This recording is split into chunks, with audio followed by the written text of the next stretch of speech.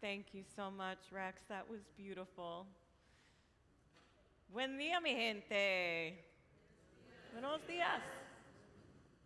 Our Universalist heritage proposed that each person is made of divine goodness, and science offers that we just might be stardust. Whatever your beliefs, know that you are a gift inherently worthy of love, and I'm so glad you're here, because love is the spirit of all souls. So in this moment of our shared journey, may you feel witnessed and honored wherever you are. Let us now rise and embody your spirit to greet our neighbors, especially new or returning people, with our name and our pronouns. We will come back to some music.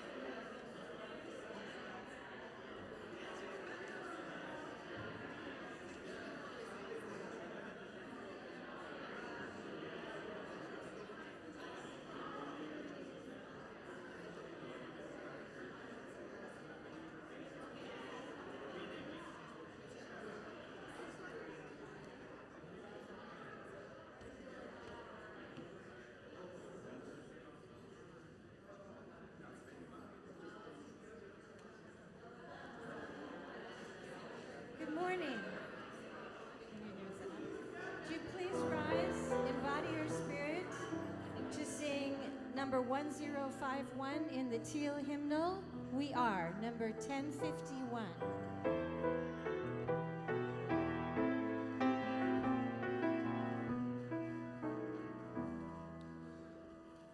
For each child that's born, a morning star rises and sings to the universe who we are. For each child that's born, a morning star rises and sings to the universe who we are. We are our grandchildren's prayers, and we are our grandfather's dreamings. We are the breath of our ancestors. We are the Spirit of God. We are mothers of courage and fathers of time. We are daughters of dust and the sons of great visions. We're sisters of mercy and brothers of love. We are lovers of life and the builders of nations. We're seekers of truth and keepers of faith. We are makers of peace and the wisdom of ages.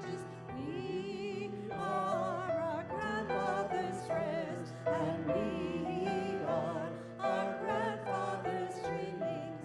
We are the breath of our ancestors. We are the Spirit of God. We are mothers of courage and fathers of time. We are daughters of dust and the sons of great visions. We're sisters of mercy and brothers of love. We are lovers of life and the builders of nations. We're seekers of truth and keepers of faith. We are makers of peace and the wisdom of ages. We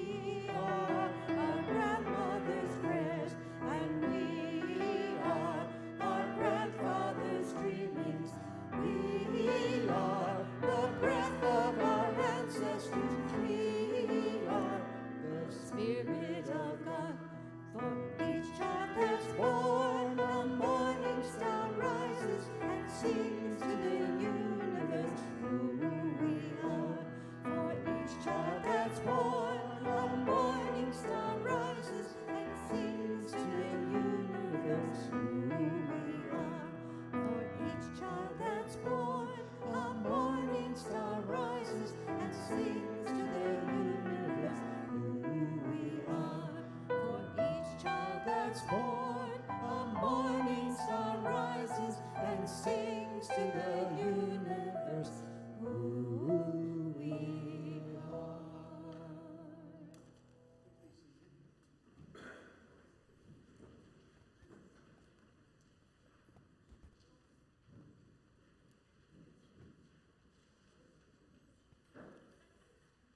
So, welcome again to all who are with us in the moment, here and online, and to those who will be looking at the service later on our YouTube channel.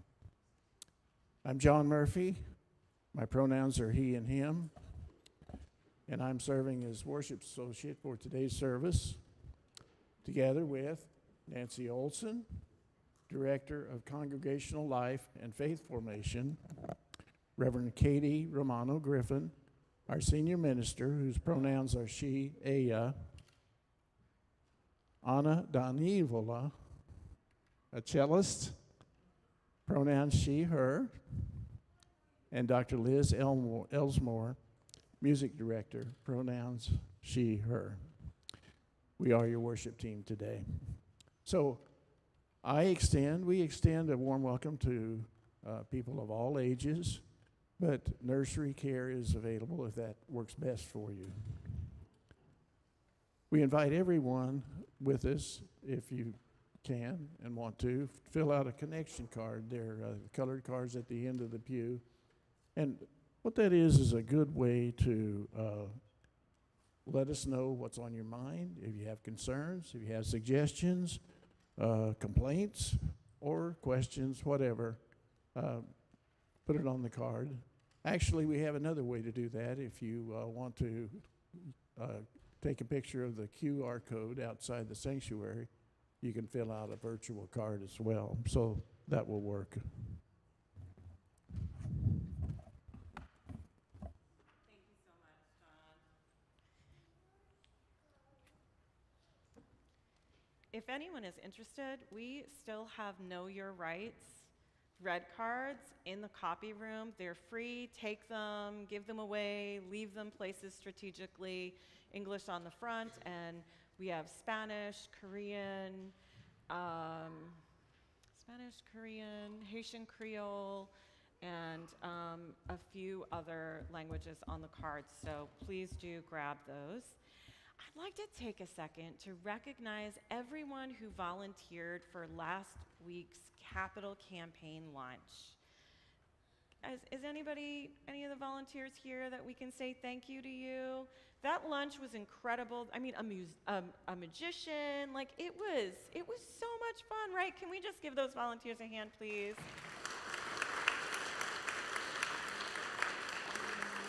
There were so many folks. I see some of y'all volunteers. It's okay. You don't have to rise if you don't want to. We thank you. And thanks to everyone who handled decorations as well. And speaking of decorations, the beauty that is on the sides of the chancel today is once again Virginia Snell. So we thank Virginia Snell. And a big thanks to the Memorial Services team. Eileen Clunen's memorial was just lovely yesterday. Huge thank you also to all the pumpkin patch volunteers. We sold a lot of pumpkins. I don't have the numbers yet. I'm sure Mariah will share those. Mariah, our office administrator, so we'll learn how much we raised soon. It was really fun. We learned a lot, and what we learned will apply to next year. And as of right now, since we don't want pumpkins to be forever a part of our lawn, you are welcome to take pumpkins home with you. Share them with your friends. I bought a pumpkin in the first week that was a baking pumpkin, and I will tell you, it didn't even need to be sweetened. It was just naturally sweet. So there's some delicious pumpkins out there. As we continue our time together, let us acknowledge the land itself and those who've sustained it through the generations. We are upon the unceded land of the Miamia, Kaskaskia, Shawnee, and Kickapoo people who were pushed from their land and whose children have been stolen for generations. As we strive to be a community of justice, may we continue to find ways to make reparations. And one more announcement. It's It's the day where we have tamales after service. If you have one, you are having un tamal. If you have multiples, you are having tamales. They are from Tlaoli. I want to thank the generous donor who made it possible. We are really present to where we're at with SNAP benefits, so you can expect to see more food on Sundays, and we thank profusely the kitchen folks who organize everything. But today, please go grab a tamal. They are vegan and gluten-free, so there's something there for everyone, plus our usual desserty snack things. And again, it is free. We also have the food pantry that is here. Let us normalize using the food pantry. Grab something for your neighbor, at least 10 people a week. Please grab something from the food pantry to take home and share. And if you have something on a Sunday morning, bring it and we will add it. We have an additional 250 pounds of food downstairs, so please don't be shy. Let us feed ourselves and our neighbors in this time. Las palabras de la reverenda doctora Tania Marquez. Call from the past. From the heights of the Andes, the jungle, and the desert. From the depth of the sea. From a time that was. From a time that stretches beyond our memory. We are called. Our histories stretch back to the first people, the first steps, the collision of worlds, to abrupt beginnings, all wanderers of this land. We have inherited the unfinished work of our ancestors, of those that came before us. We are called to continue the work. Llamado del pasado, de las alturas de los Andes, la tierra de mi gente, la selva y el desierto, de las profundidades del mar, de un tiempo que fue, de un tiempo que va más allá de nuestra memoria. Somos llamados.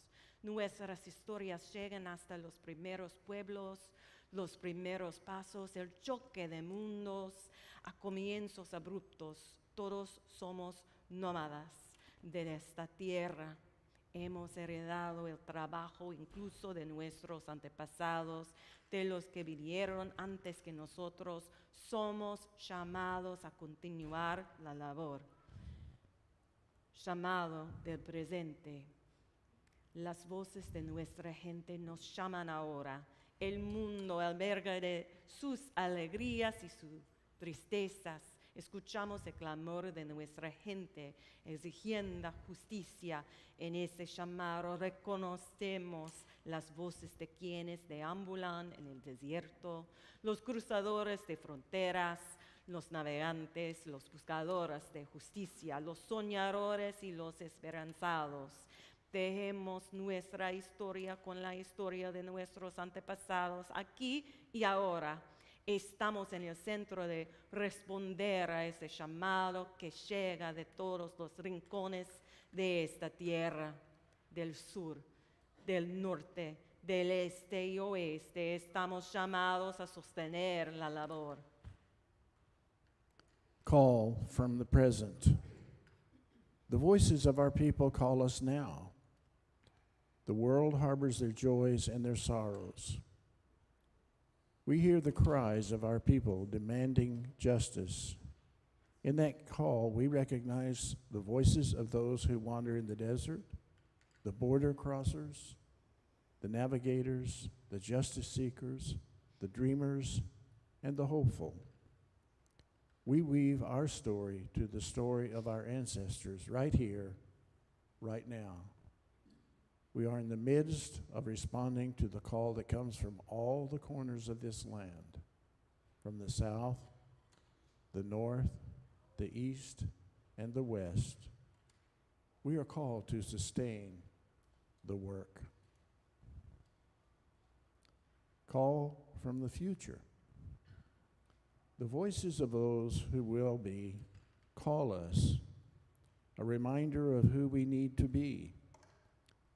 In the weaving of our story to the web of life, we must remember that we must not cut the strings. For though there are those who are coming after us, others with tender hearts, strong wills, with creative determination, those who will live in the house of tomorrow. Their vision escapes us, yet we are called to prepare the road, to leave behind possibility and foundations upon which they'll build a better tomorrow. We are called to create new opportunities. Llamado del futuro, las voces de los que serán nos llaman. Un recordatorio que de quienes debemos ser en el tejer de nuestra historia a la red de la vida. Debemos recordar, no recortar los hilos, pues habrá otros que vienen después. Otros con corazones generosos y fuertes voluntades, con determinación creativa, los que vivirán en la casa del mañana. Su visión se nos escapa. Aún así, somos llamados a preparar el camino, a dejar posibilidad como legado y cimientos sobre los cuales construirán un mejor mañana. Somos llamados a creer oportunidades.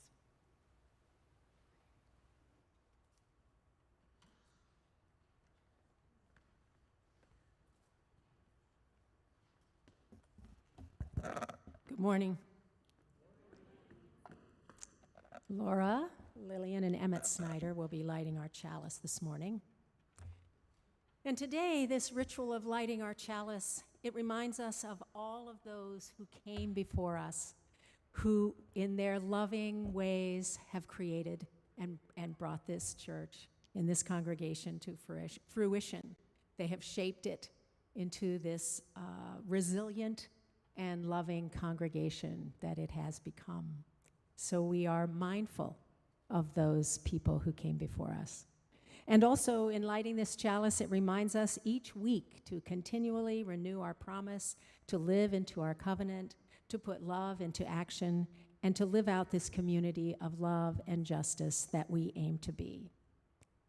So if you would please rise in body or spirit as we share the words that are listed in our order of celebration. They're in Spanish and English. If you're with us online, please let us know in the chat where you're lighting your chalice from. And we'll speak in Spanish first. El amor es el espíritu de esta iglesia, y el servicio es su ley. Vivir juntos en paz, buscar la verdad en el amor, y ayudarnos unos a otros. Este es nuestro pacto. Love is the spirit of this church, and service is its law, to dwell together in peace, to seek the truth in love, and to help one another. This is our covenant. Thank you.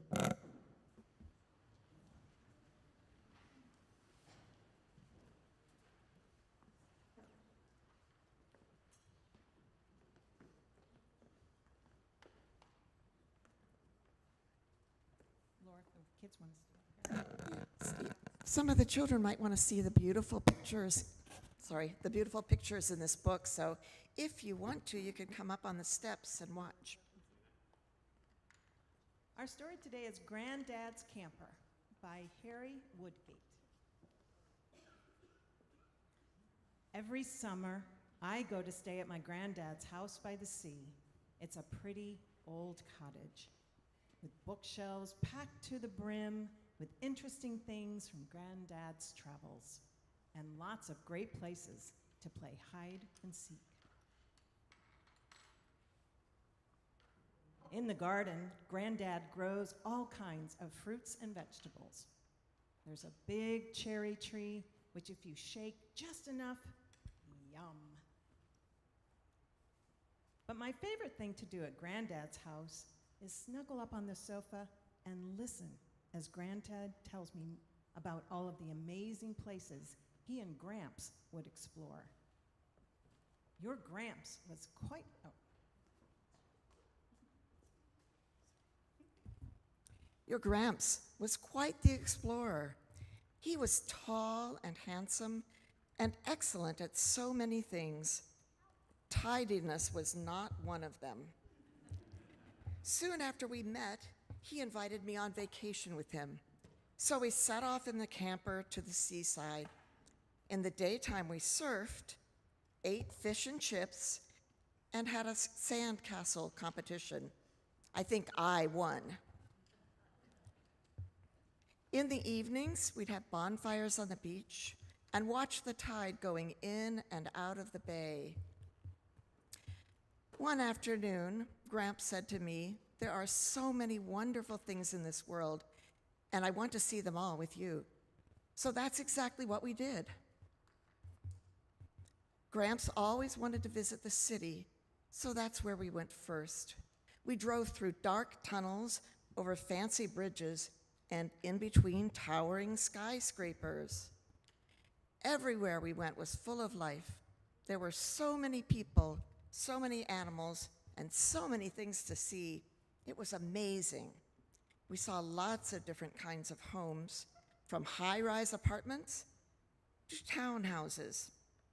But we were happy with our little home on wheels, which we could take wherever we pleased.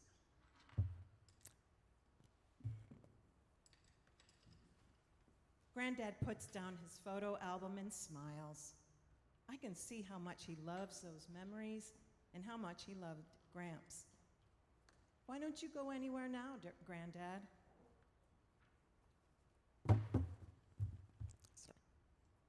It's not the same without Gramps. He made everything feel extra special. Since Gramps died, I just don't feel like it.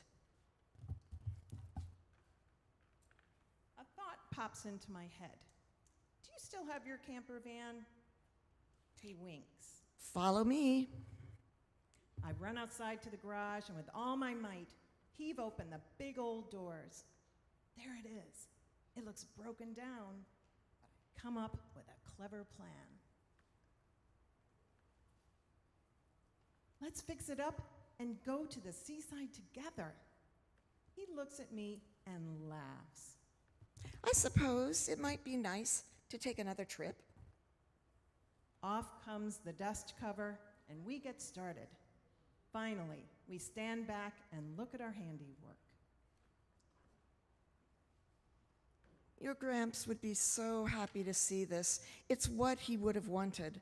Let's pack some snacks and hot chocolate and then camp on the beach, just like Gramps and I used to do. So that's exactly what we do.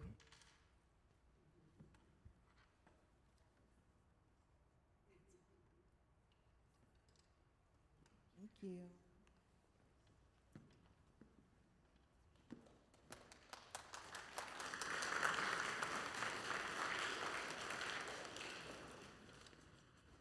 Thank you, Jane and Jane, for that beautiful story about grief and belonging.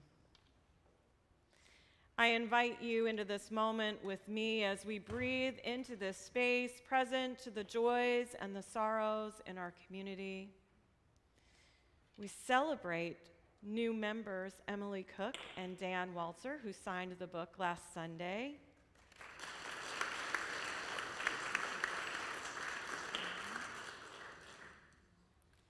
We hold in our hearts Bev Evans. Bev's cancer surgery was not successful. She will be starting chemo soon, and she is feeling good. She hopes to return to church soon. We also hold in this space and in our hearts Petra Ritchie, who remains in the hospital and is recovering. There are many other folks recovering from surgery and illness this week, and there are cards that are available after service. We are also present to the new children who may have joined families this week through birth or adoption or some other way, or the losses spoken or unspoken, or fascism, which all of us are feeling the effects of. Let us hold a moment of silence as we honor these joys, these sorrows, in this moment.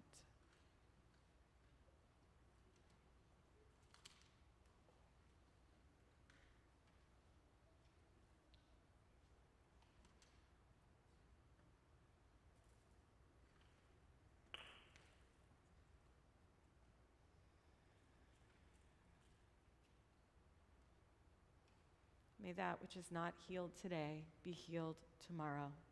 May it be so. Let us sing our children out to their classes with Fuente de Amor, number 123. We'll sing in Spanish first, Spirit of Life. The Spanish words are on the order of celebration, and English is in your hymnals.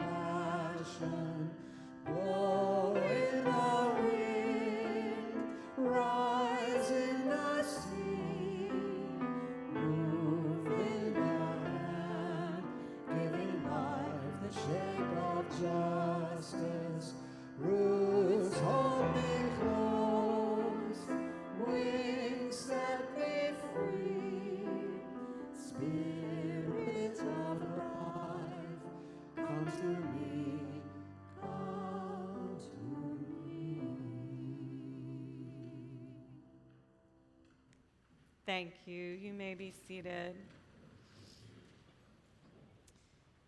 In his 1960 book, The Four Loves, C.S. Lewis states, "There is no safe investment. To love at all is to be vulnerable. Love anything, and your heart will certainly be wrung and possibly broken. If you want to make sure of keeping it intact, you must give your heart to no one, not even an animal. Wrap it carefully round with hobbies and little luxuries. Avoid all entanglements.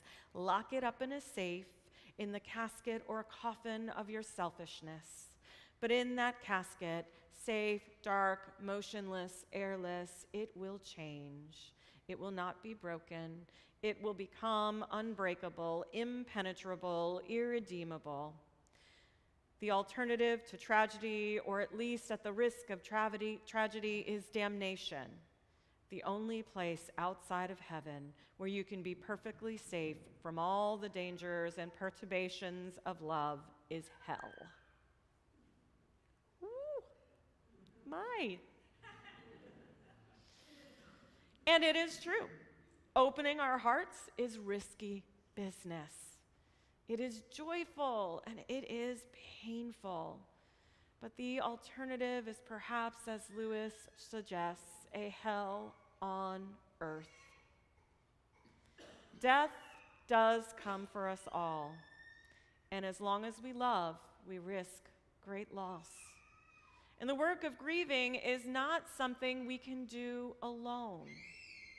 It requires community, song from tiny voices, connection, and ritual as part of our healing process.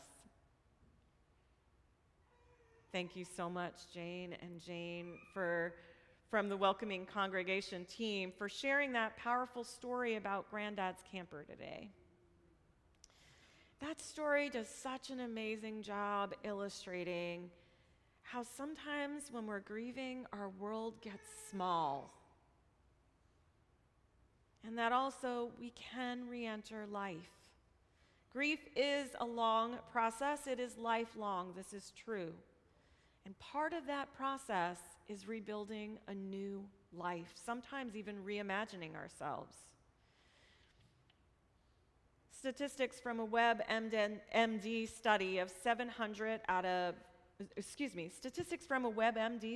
700 out of 1,084 U.S. participants in a 2019 survey reported experiencing grief due to a life event within the last 3 years. Nearly 90% of grievers experienced emotional and physical symptoms of grief, respectively. So our bodies can hurt, we feel tired, we feel sluggish, our brains are foggy. I remember when my dad passed away, I was staring at my computer and I would forget what I was there to do. 76% report sadness, 43% depression, 59% fatigue, and changes in appetite, 48%. These are the most common symptoms, but most certainly there are others. We see shades of this in Granddad's camper as he loses interest in life. When we lose someone, we are fundamentally changed. We grieve because we miss them, we miss their love, their support. We sometimes miss their socks on the floor next to the hamper, but not quite in it. And the millions of other ways they touched our lives and companioned us. But here is a piece not often talked about. We grieve the dreams of the life that we had planned with them in it. Sometimes we feel untethered, not knowing who we are without that person with us. It takes time to repair our mental, emotional, physical, and spiritual campers before we can even imagine hitting the road again for adventures, or even decide if adventuring is who we're wanting to be in this new world that exists without our beloved. AV is going to share an image of the Norman Wright Grief Ball, and for those of you with Orders of Celebration in person and online, you'll see this image on your Order of Celebration. I shared this model with you because unlike the Elizabeth Kubler-Ross model, which was designed for a very specific set of patients, not the general public, the Wright Grief Ball represents the tangled, messy feelings and the whole knot of not knowing where one feeling starts and the other one ends. It is a tangled mess of emotion. And this is closer to the process of grief that we actually experience. Now, Wright has denial at the center, but it might not start as denial. And yet, it can still be a useful tool, especially when we're in the midst of grieving, and we need a reminder that the process is neither linear nor simple. It is instead a multifaceted, tangled process of transformation. Some of you may remember that stack of emotional blocks that I had here last week. They were Jenga blocks, and all the feelings from the feelings wheel were written on those blocks. And a nod of thanks to Babs Ricketts from Cedar Lane, who did all of that writing for me. I learned from the Sophia Lyons Foz Collaborative folks at Meadville Lombard Theological School that having tools like those Jenga blocks handy helps us when we're in places where we're feeling all knotted like Wright's ball. We can pick up a block or pick up a feelings wheel and look and see what names might match what we're feeling. Because once we name a feeling, we can be present to it, and then transformation can begin. And even tools like the blocks or the feelings wheel can seem insufficient to the power of the grief that we feel, which is sometimes beyond naming in components. And that is where art can help us.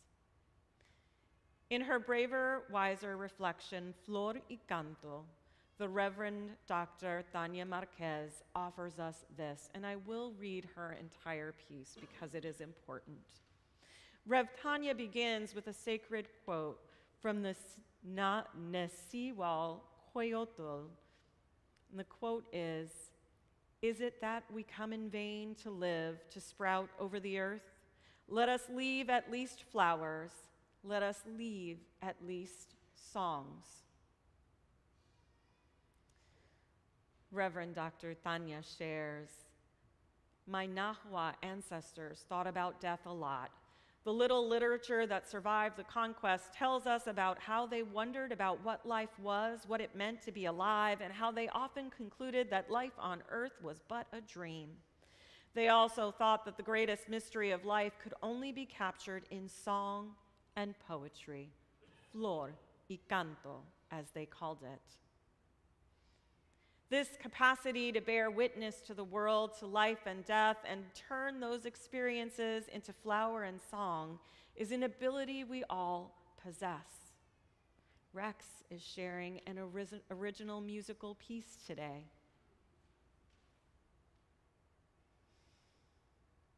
Rev Tanya continues. It is about letting the voice within speak to its own language, to not be limited by the structures we perceive, but to attempt to reach beyond, to open to another way of perceiving the world, and perhaps to be open to new ways of understanding death too. To create beauty amidst the suffering and chaos of our world is what Nesihual Coyotl is exhorting us to do. That when we become fully aware of our limited time on earth, we can still at least leave behind flowers and songs. Our hearts and spirits already know how to express themselves. We just have to open our hearts and let both flor y canto spring forth in song, in poetry, in actions that help make the world more beautiful, that help reveal deeper truths, that help us connect to the source of life. End quote. Each year, we gather as a community on the Sunday closest to November 1st, the traditional All Souls Day, to remember those we have loved and lost in song, poetry, ritual, and community. This is a witnessing of collective grief and a remembering, a putting back together, that we are not alone in grieving, even if we feel alone in whom we are grieving.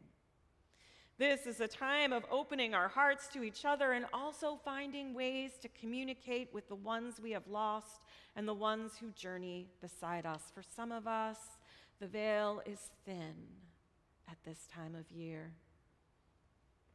This year, we hold our annual ritual of building an altar where we share names, mementos, and photos. And I also invite you on this altar to take home a sheet, and when we do our ritual, John or I, if you raise our hand, we can bring a sheet to you that is labeled Flor y Canto. And the invitation is that you may engage in song, poetry, or some other way of expressing what is in your heart. If you don't believe that you are a poet or a songwriter, remember, please, these words of Mary Oliver, who challenges us in her poem on praying. A few words together. Don't try to make them elaborate. This isn't a contest, but the doorway into thanks and a silence in which another voice may speak. So it can be a few words, a sonnet, a silly song, an opus, or it can be an old van put back together by ourselves or with someone we love. Whatever it is, may it bring you deeper meaning and connect you to the larger love that holds us all.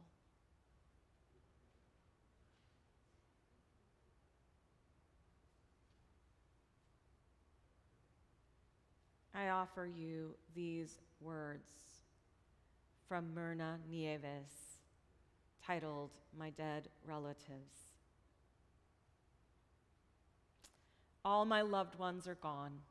Those who inhabited my distant town, how I miss a moment of a glance, an enigmatic smile, that contagious laugh, the hand gently placed on a hip, the nodding head, the moment of empathy when I felt loved and accepted. My dead relatives, pulses of life that explode in an instant then fade away, twinkling, flickering in the air of the times. I will join them one day. I will cross the veil between palm trees and flamboyantes. I'll hug them if they want me to, or will watch them from afar. Now their memory, and sometimes a shadow passing by, a gentle touch, tiny sounds, accompany me in the afternoons. It's what I share with them. They left a trace in my days, an unfathomable beauty, a slight sadness. My dead relatives, ineffable testimonies of the love that permeates existence. I invite you now to come forward to share a picture or a memento. You may also use a small slip of paper to write the name of a loved one and add it to the altar. And you may also grab flor y canto and return to your seats. And again, please raise your hand if you'd like us to bring one to you. Let us begin.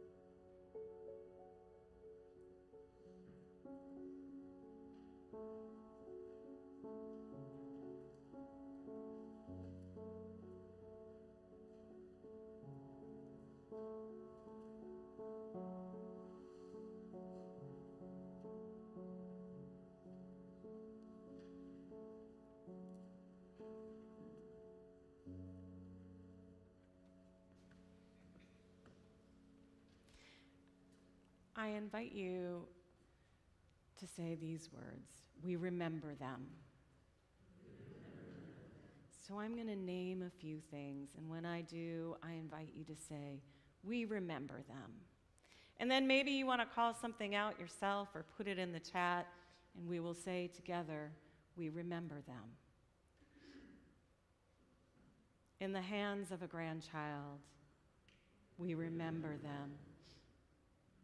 In the phrases we didn't even know were still in our minds, we remember them. When the leaves crunch beneath our feet or we smell that pipe smoke, we remember them. When the peals of laughter strike and we cannot stop, we remember them. With the changing of the seasons,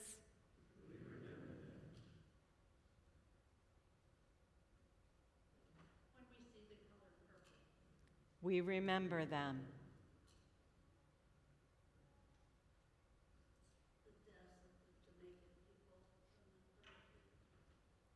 We remember them.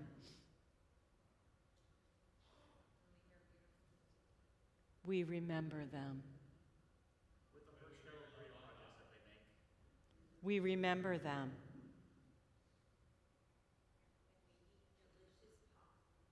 We remember them.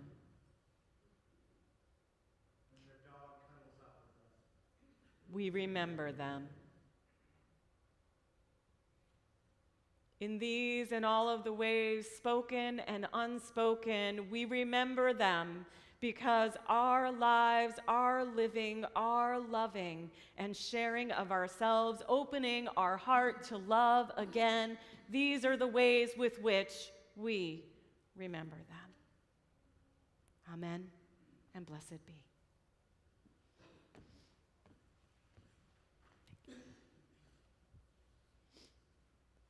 So as most of you know, each week we share our offering with an organization that shares and espouses our values. And this week, as continued movement towards right relations, we are sharing our offering with the Miami Nation Honor Fund. This organization provides non-indigenous people the opportunity to repair the harm caused by colonization. And it supports the Miami tribe by sustaining their community and culture. To contribute, you can place cash or check in the collection basket as it goes around, or you can visit allsoulsindy.org, click donate, or you can click give to All Souls here in the email that was sent out. When giving online by check, please specify if it's a pledge or share the plate. So thank you for your generosity in supporting the mission of All Souls and for your continued love for one another and for this world. The morning offering will now be given and gratefully received.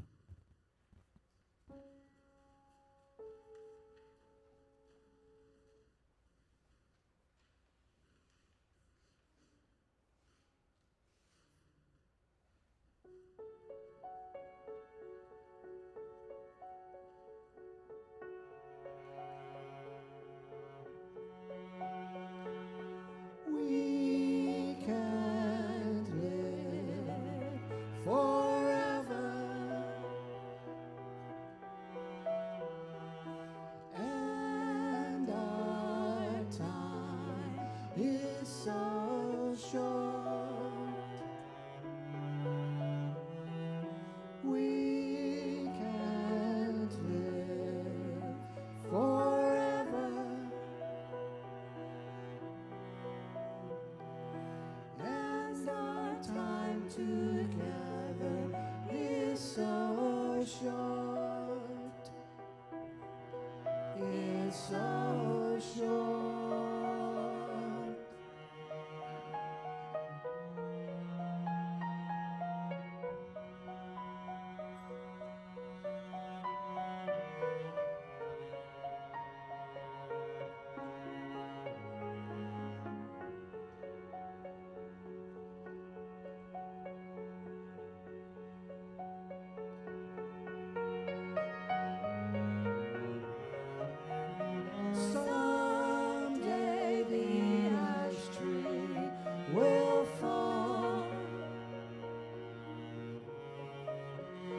split, crack, crumble, and fall.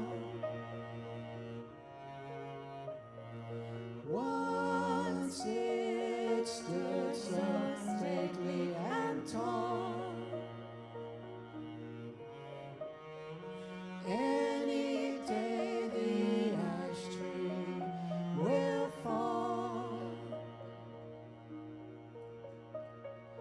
down.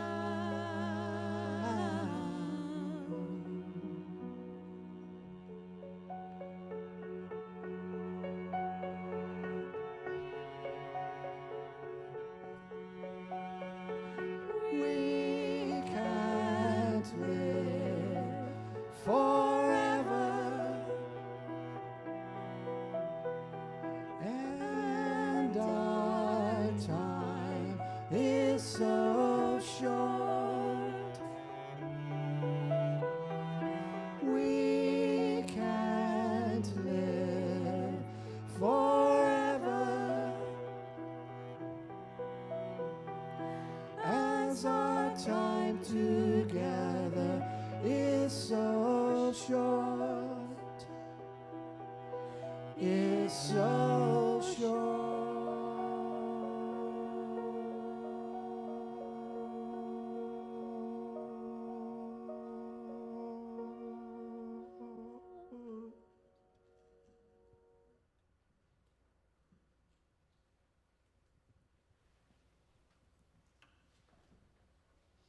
That was beautiful. Flor y canto. Thank you.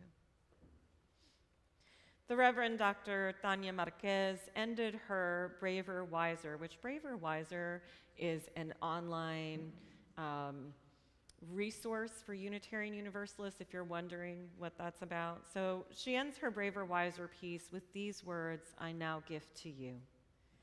Holy Creator, help us.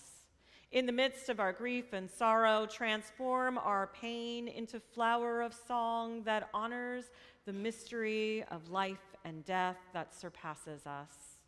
Guide us in co-creating beauty that reveals, beauty that connects, beauty that manifests the divine mystery of all that is.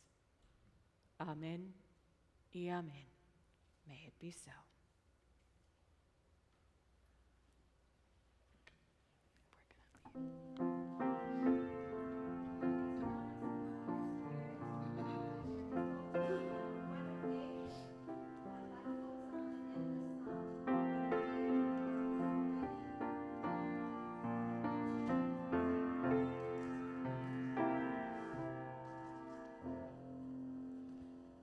My life flows on in endless song above this lamentation.